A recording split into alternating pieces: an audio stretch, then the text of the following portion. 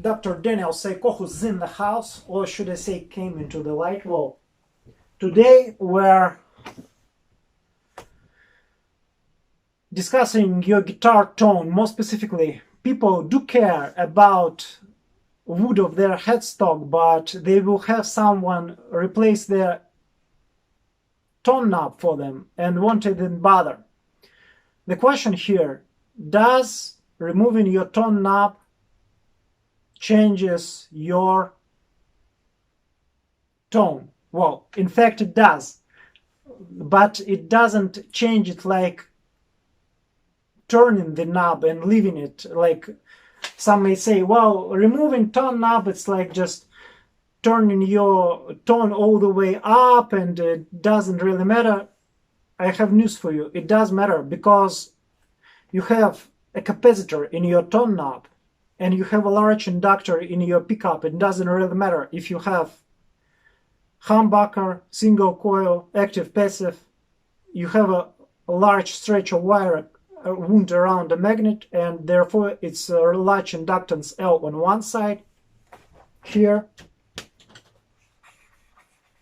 like that. You have your volume knobs, your tone knobs, your resistance in the wires. I won't get into these details. The thing is that it's connected to your tone cap. It's usually .47 cap for humbucker. We're talking metal here.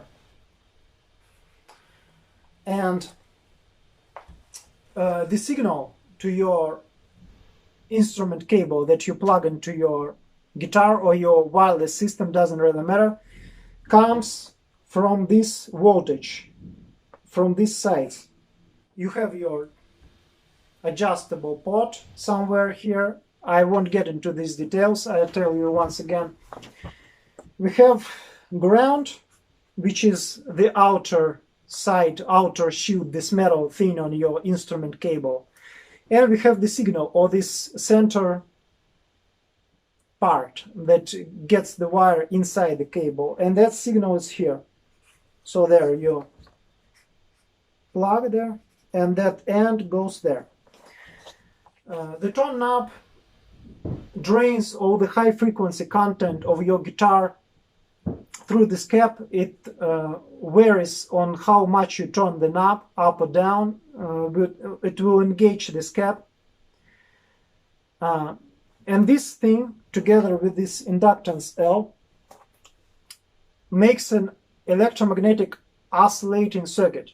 That's some reptiloid stuff, I know that, but reptiloid is important because when you have an oscillator, it's like a glass of water, and it depends on how wide your glass is. If the width of glass determines how long it takes for a wave to come from one side to another, and this time is the frequency.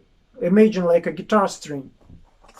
So this frequency of this electromagnetic oscillator is omega, and it depends on these values. Well, again, this is something fixed for most guitars.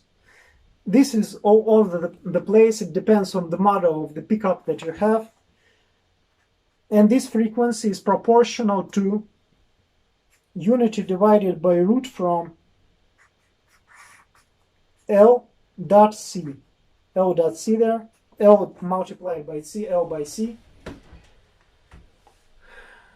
So, larger these things get, the smaller this omega gets.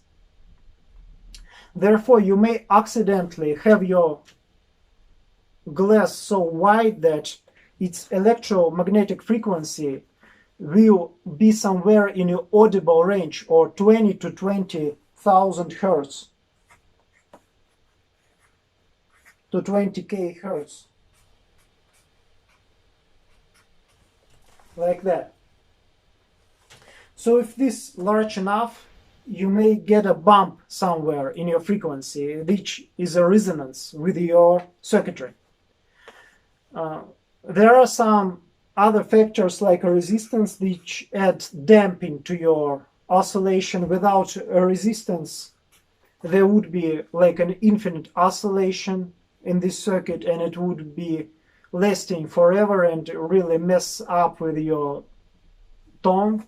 It will be a lot of fuzz, but we have resistance which dumps everything, and this resonance will get you a bump somewhere in your spectrum of your guitar, in your tone.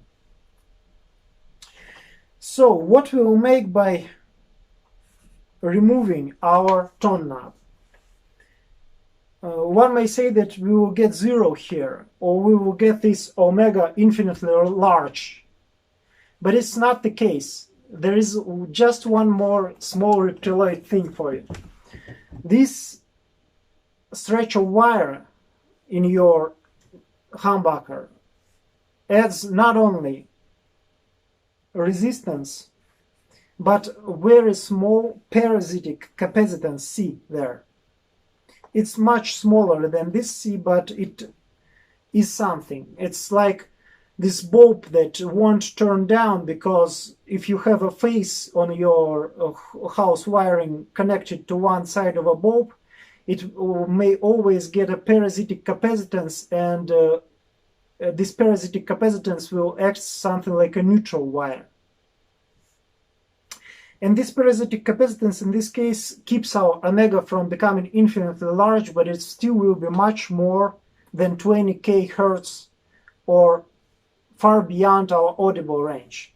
Therefore, removing this cap will remove not only this unwanted thing that you don't really want when you have your presence, your treble on your pedals, amps, preamps, power amps, racks, etc., where you don't want any more variables, you don't want to accidentally turn in on your gig and screw everything up.